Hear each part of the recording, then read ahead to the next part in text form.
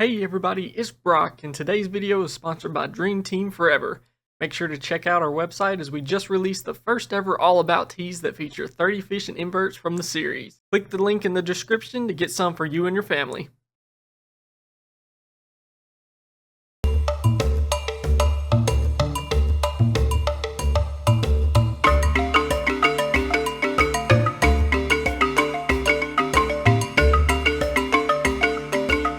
Hey everybody, it's Brock, and we got a brand new episode of All About. This is one that's been asked for a ton of times ever since I started the series, but I just couldn't get some good footage of them, but I finally got some this past weekend at the aquarium. They had a huge one swimming around in the tank, so I had to get some shots of them, and it looks absolutely beautiful. Today we're learning all about the queen angelfish.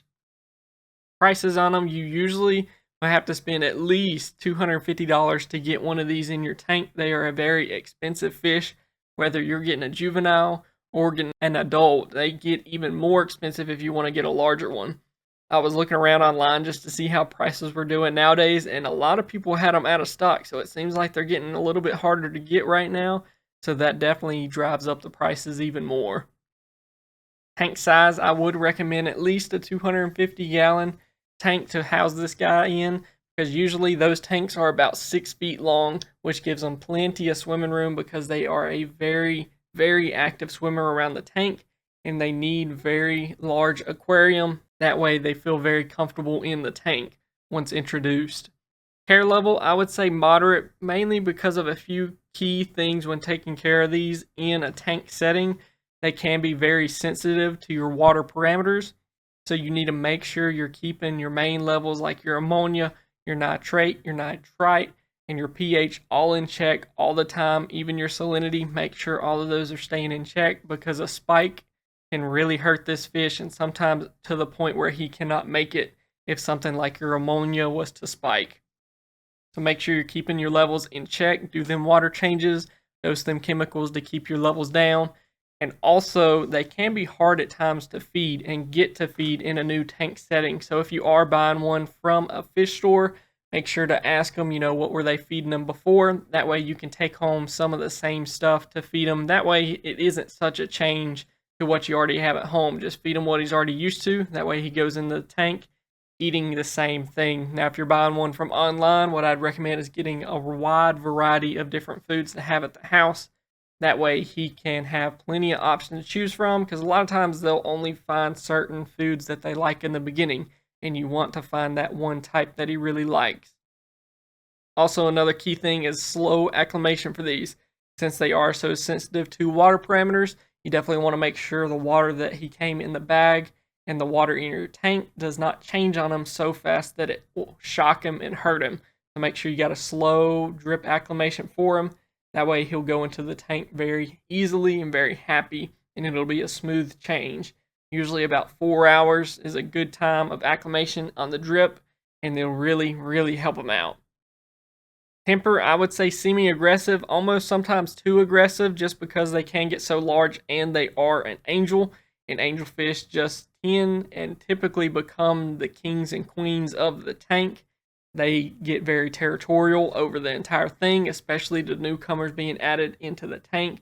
A lot of times we like to tell people to introduce the queen last, just because of how territorial they can be in a tank. Reef compatibility is with caution. I usually stay away from angelfish going into the reef tank just because we've had so many issues with them picking at your corals, and nobody wants to deal with that.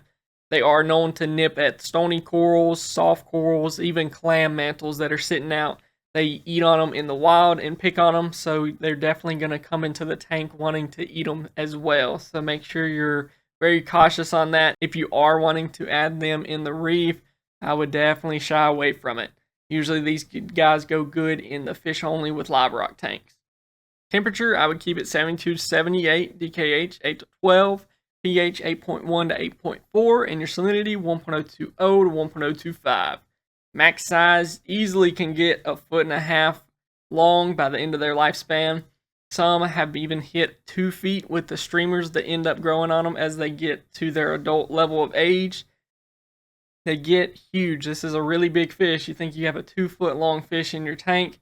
that guy is going to produce a bunch of waste in your tank, and he's also going to need plenty of room to swim in. So having a bigger tank definitely helps with this. Colors on them. So colors is a big reason everybody wants these fish. They're an angelfish that is pretty as a juvenile and almost even prettier as an adult. Juveniles tend to be a very blue coloration with stripes running up and down them. And as they grow into the adults, the blue kind of moves to the outer rim of the fish all along the fins, and they end up having this yellowish gold body all across them. It is a very pretty fish to have in your tank. It's definitely eye-catching. So usually whenever you are seeing these fish online or in a fish store, you can tell its age by how yellow it has gotten, because usually by about mid-time they still got blue on them, but their bodies are kind of half yellow, half blue. You can still see the stripes, but eventually once you do see an adult, you're going to see that almost completely yellow body with the light blue outline on the outside of him. Origin, so they do come from all over. They're in the Caribbean, they're Florida, just the Western Atlantic, in Brazil. They come from all over the reefs there. Compatibility, just ask if you are wanting a queen. I'd recommend it being the only angel in the tank unless you are going to have a tank of upwards of 500 gallons, just because they tend to be so aggressive towards other angels in the tank. They get very territorial and they do not see multiple angels in the same tank as a good idea. However, it does do really well with other large fish. It can even go in predator tanks where you have puffers and triggers and eels. They do really well in those tanks because they just get so big that nobody's going to mess with them. Now in your tank, you're going to want lots of live rock for grazing. As they run around the rocks, they're constantly picking for algae and little creatures to eat on, so make sure you got plenty of rocks stacked up in your tank for him to swim around in. They tend to go into the caves and then out into the open and then back into the caves again, so they're a very active swimmer in the tank. It's very fun to watch them, so make sure you got some nice caves built up for them, but also tons of live rock for him to eat on. Now jumping back to their diet, they are an omnivore, so this is a really key thing. He's going to eat meaty food, but he's also going to eat algae. And algae is a very, very important part of their diet as an angelfish, because this is going to keep their coloration really pretty.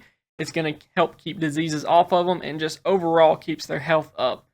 So make sure you got some dry seaweed you can feed him. Like sea veggies is a great one I always use, that you can cut into little squares and you can cut little slits in it, put it on a clip in the tank, and he can pick on that throughout the day. Usually you can put an algae sheet in there 2 to 3 times a day and he will eat the mess out of it. They are very hungry for that algae.